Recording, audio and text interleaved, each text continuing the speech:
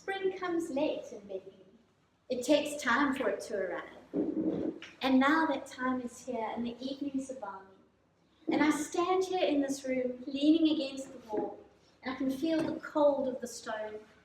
And I'm looking at this gathering. We're getting ready. Passover is coming soon. And for those who don't celebrate Passover, Passover is a time of celebration and joy. It's a time of remembering how wonderful our God is and what He's done for our people.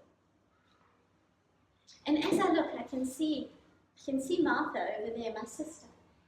She's so gracious. She's the hostess. And she's busy handing out water vessels and placing bread on the table for the people. And I watch her and my heart is full. She's such a beautiful sister to have. And she's so gracious. But I do remember once when she wasn't quite so gracious, when these same people were visiting. It was quite a few months ago, and we had heard that the Rabbi Jesus was coming. And the road up to our village, it's uphill, and it's a good 8 hours walk. So Martha and I had decided to go and meet him, because he's not just our rabbi, he's our friend. And we walked out to meet him, and when we'd met up with him and his group of disciples, Martha had invited him to come for a meal and to stay with us. And then Martha had quickly turned and gone to get everything perfect and ready for the rabbi's visit. But I lingered at Jesus' side because we saw him so little, and I just wanted to absorb every word he said. Because some of the stuff he spoke about the kingdom of God was easy to understand. But there were other things he said that made you ponder, that made you really think, and you needed to remember it and chew over it for later. And so I stayed, and I walked with the disciples. And it felt like 2 minutes we were really back at the house. And we went in, and there Martha had beautifully laid out all the cushions around the low table. And the men washed their hands, as is our custom, and walked inside and started to just sit down and get ready for the evening meal. And Matthew and John were over there on the side, and they were drinking water. And Jesus sunk onto a low cushion. So I just went and sat at his feet. I didn't want to miss one word that he was saying. And I sat really close, and he kept talking. And the people were listening, and the room was quite quiet. And I was aware in my peripheral vision of some of the servants came in with more jugs of water, and they were placing fruits around, and bread was being put down. But I was so concentrating on Jesus, I wasn't really taking much notice. And then Jesus went quiet. Standing in front of him with her feet apart was my sister Martha. And there was indignation in her eyes, and I know her well. She was cross. Her neck had gone red, and she had a vein pulsing over here. And she had in her arms a plate of meat that she had roasted. And Jesus looked up at her, and she said, "Lord, doesn't it bother you that my sister Mary is not helping me with anything? Tell her to come and help me." And I felt a blush coming up my throat, because she's right. My place is to serve, not the disciple to sit and listen and ponder. I should be in the kitchen helping. And as the smell of the roast meats hit my nose, I realized how hungry I was. Dinner's late because I'm not helping. Put my hands on the floor to lift myself up when Jesus' next words just washed over me. He said, "Martha, Martha, you are troubled by so much, and yet Mary has chosen the right thing, and no one can ever take it away from her." And Martha blushed, and she put down her bowl of meat, and she turned to stand on the outskirts of the room. And people started talking and reaching for food, and the meal began. And I stood up, and I went and stood next to her, and I just slipped my hand in hers. And I said, "I'm sorry, Martha, I'll help clear, and I'll keep all the bowls full." And she smiled at me with a bit of a wobbly smile, because even a gentle rebuke from the rabbi hurts. But we know he is so wise and we love him. And so with a smile, she joined the dinner, and it turned into a wonderful evening. But this is a few months later. And as I'm looking, I look, and over there, I can see Judas is sitting next to Bethany. They're drinking a glass of wine and debating something serious. And over there is young John sitting with Lazarus. And I can't look at Lazarus without my chest constricting and the gratitude overflowing in my soul. For we lost Lazarus. We thought he's dead and gone. And here he sits. You know, it was a short while after Jesus' visit, and Lazarus became ill. And he was ill enough that Martha had said, please, to the servants, go and find the rabbi. Tell him to come. Because we know of the miracles that Rabbi Jesus has done. He has healed so many people that he doesn't even know. So she sent for word, please, please, will the rabbi come? Tell him it's Lazarus. And time passed. And we moved Lazarus upstairs to where the breeze could flow. And we waited, and he wasted. We had seen illness like this before. He could barely lift his head off the pillow. And to drink, I had to hold his head up. And the towel he lay on was absolutely drenched. And we waited. And Martha was sitting in the windowsill, waiting for Jesus to come when the servant came back. And he didn't run up the stairs. He walked up and he walked into the room, and we both stopped what we were doing. And Martha stood. She said, why have you come back without the rabbi? I told you, don't come back until you find him. And my eyes were glued to that doorway, waiting for Jesus. He's going to come in. But the doorway remained empty. And the servant, with compassion and pity in his eyes, said, I did find the rabbi. I found Jesus, and I told him Lazarus is sick. But he did not come. And he turned and he left, and my tears fell into Lazarus' face and mingled with his sweat. I've seen illness like this before. Without Jesus, there is no hope for my brother. And there was no hope. For shortly after, my darling Lazarus died. And I held his limp young body in my arms, and I sobbed. And the refrain going through my head was, Jesus, where are you? Why did you not come?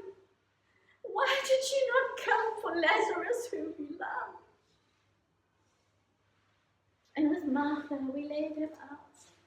And we took burial cloth, and we soaked it in oil, and we wrapped his precious limbs. It was an unspeakable pain. And Jesus did not come. And together with friends from the village and the professional mourners, we carried Lazarus to the family tomb. And we placed that young body onto a stone cold ledge. And the men of the village rolled the stone back in place. And I lingered there in the doorway. I couldn't believe it. He was so young. We are friends of Jesus, and he's gone.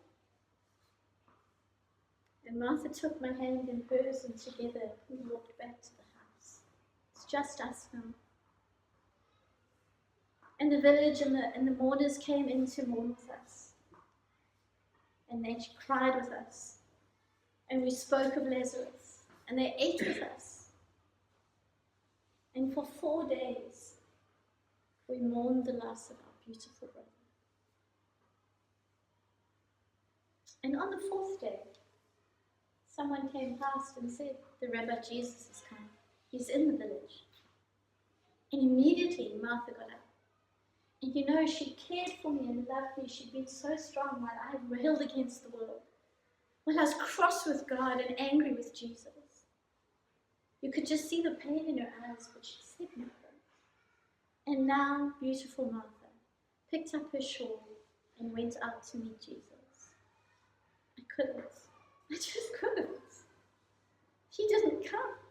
It's too late now. And I sat there with bitterness in my, twisting my guts and tears on my face. I sat there just wishing, angry, upset, annoyed. And then Martha came back. She put her hand on my head. And she said to me, Mary, he's asking for you. And there was a piece of my pride that just said, I called him and he didn't come. Why should I go when he calls? But then I remembered his kindness. I remembered his words. I remembered his love and his grace. So slowly I stood and I went out to meet him. And Martha was walking off to the side of me when I saw him. And you know when emotion spills out from your throat? And I just ran to him and I said, Rabbi, where were you? If you had been here, Lazarus would not have died. And I fell at his feet weeping. And my weeping only got more, for Jesus knelt in the road with me. He put his arms around me, and I could feel his shoulders heaving as he wept. His tears landed on my hands, and I knew he cared. He felt my pain.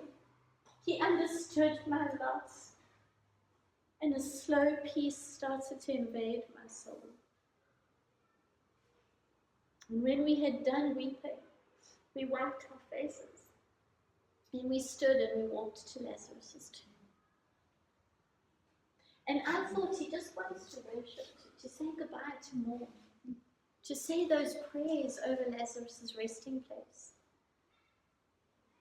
But Jesus turned to Martha and said, roll away the stone. Martha was horrified. We all were.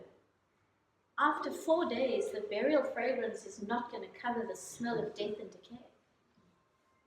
But Jesus was adamant. Roll away the stone. And so Mary asked some of the men, and they moved the stone from the opening. And Jesus lifted his hands to heaven. And he said, Father, I know you hear me. I know you always hear me. But I say this for those that are present here, so that they will know that you have sent me. And with that, he looked towards the opening in the tomb. And in a loud voice, he called, Lazarus, come forth. I didn't even breathe. My eyes were fixated on that doorway. And out of the shadows walked a form, still wrapped in burial clothes. And Jesus said to those close by, loose him and set him free. And they unwound those carefully, lovingly, tearfully wound rags around him. And there stood Lazarus, alive, breathing, healthy, whole. Praise be to God alone who had sent us Jesus. And now we prepare for Passover with Jesus here. And I'm standing with this jar in my hand. It is the most valuable thing my family owns. It's a jar of nard from India that we use for wounds and burial. And this little jar is 1 year's wages.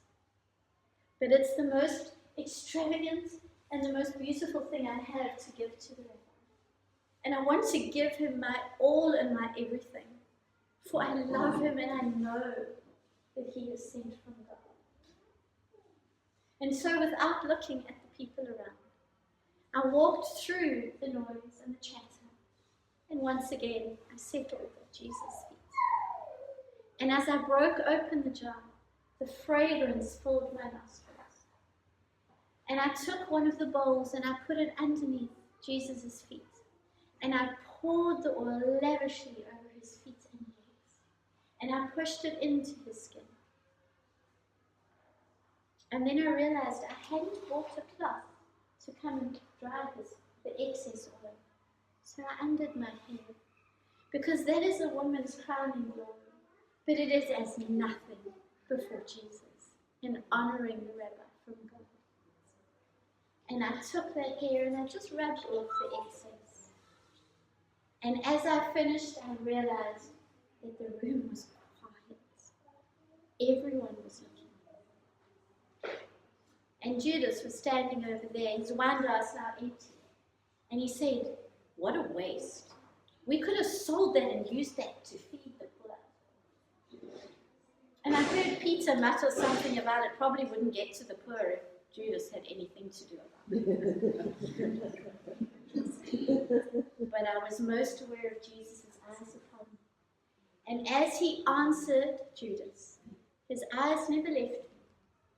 And he said in that beautiful, calm, strong voice, said, "Judas, the poor will always be with you, but I will not. Today she has anointed me for my burial.